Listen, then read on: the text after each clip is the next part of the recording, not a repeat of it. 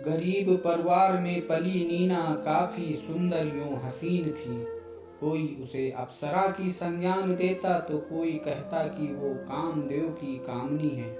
यदि वो किसी धनी परिवार में पली होती तो शायद उसके रूप में और भी चार चांद लग जाते। डिग्री कॉलेज में सब ऊंचे घरों की लड़कियां आती थी, शायद वही एक गरीब घर की लड़की थी। गरीब होने के कारण सीधे घर आना और सीधे कॉलेज जाना, कोई क्या कह रहा है इससे उसे कोई मतलब नहीं था। गरीबी भी अपने आप में एक बड़ी मुसीबत है। गरीब आदमी जीता नहीं है, केवल घिसटता है। उसी के कॉलेज का एक छात्र था महेश। वो धनवान बाप का बेटा था। नौकर चाकर बंगला सभी कुछ था उसके पास। एक दिन उसने महेश को नाटक में देखा था।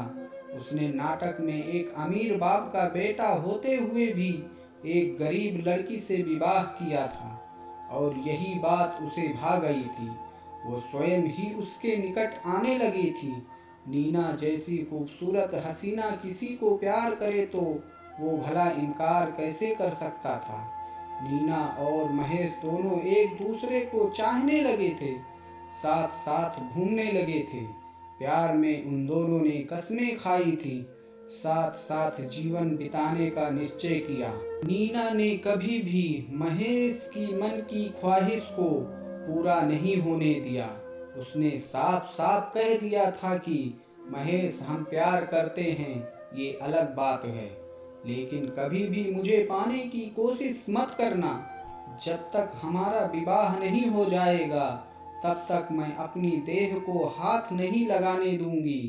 महेश ने कई बार प्रयास किया मगर असफल रहा। अगर महेश उसे पा लेता तो शायद वो उससे कभी शादी ना करता, लेकिन उसकी सुंदर देह उससे शादी करने पर विवश कर रही थी।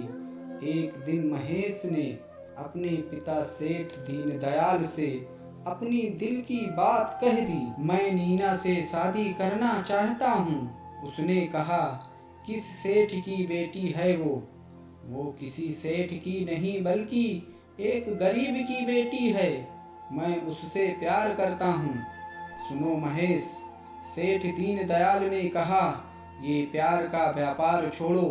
प्यार का भूत 2-4 दिन का होता है और जब ये भूतिया प्यार उतरता है तो दिमाग ठिकाने लग जाता है। जाओ अपना काम करो। ये गरीब घराने की लड़कियां इसी तरह से अमीरों की लड़कों को फंसाती हैं ताकि धन वसूल सकें। क्या बताऊं, मेरे पिताजी ने शादी से साफ इनकार कर दिया है। महेश ने कहा, मैंने उन्हें बहुत समझाया लेकिन उन्होंने साफ साफ कह दिया है कि वो तुमसे मेरी शादी हरगिज नहीं करेंगे। उनकी नज़र में गरीब घरों की लड़कियां इसी तरह से अमीर घरों के लड़कों को फंसाती हैं। दूसरे दिन महेश अपने घर से तिजोरी में से 1 लाख रुपया और कुछ जेवर निकाल लाया। नीना भी तैयार होकर आई थी।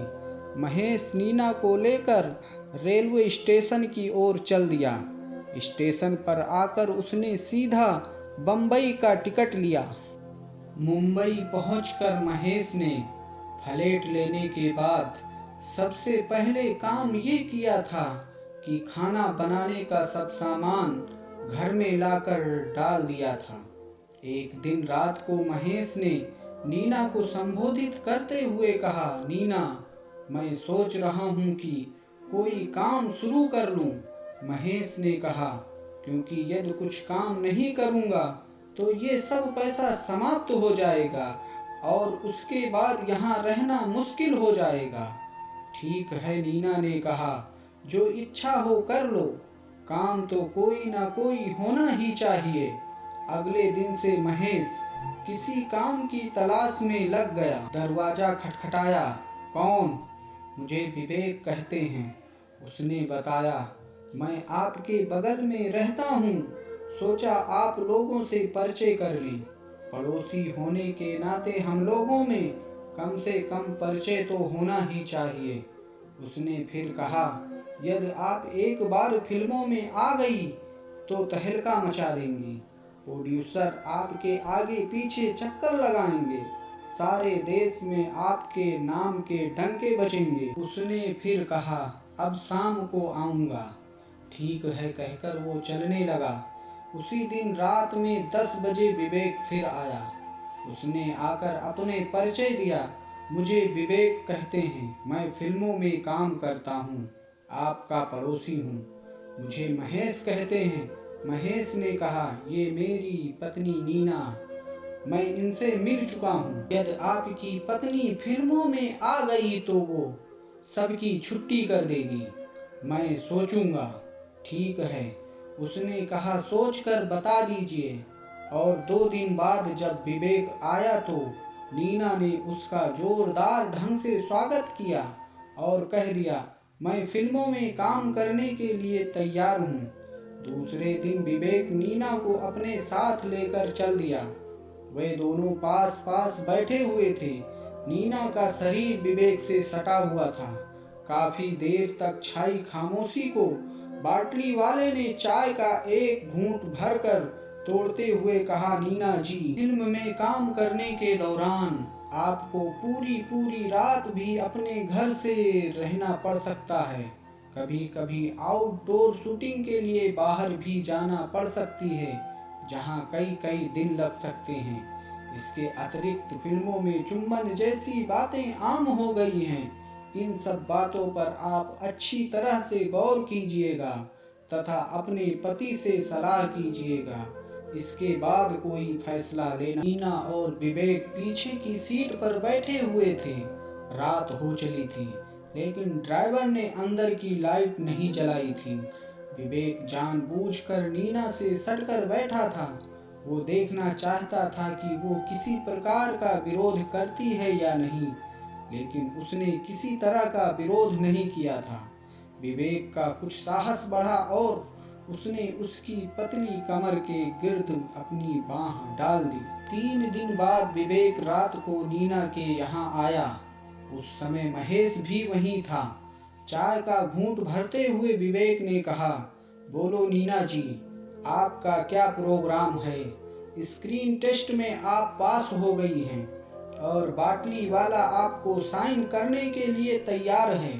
शराब का दौर चल रहा था। नीना को नशा हो गया। बाटली वाला नीना को नशे की हालत में अपने बेडरूम में ले गया। वे 4 घंटे के बाद बाहर आए थे।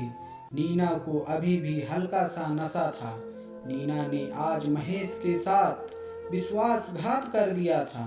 फिल्म का काम प्रारंभ हो गया था। फिल्म के दौरान वो कभी रात को 3 बजे आती तो कभी 4 बजे। नीना को कोई परेशानी नहीं थी। वो अच्छे से अच्छा खाना खाती थी और मौज लेती थी। कभी वो बाटली वाले का बिस्तर गर्म करती तो कभी विवेक का, कभी फिल्म हीरो का।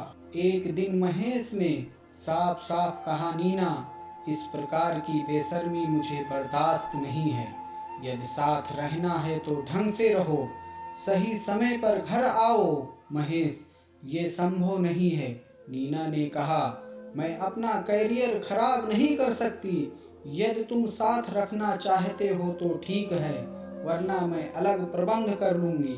ठीक है, कर लो, महेश ने कहा।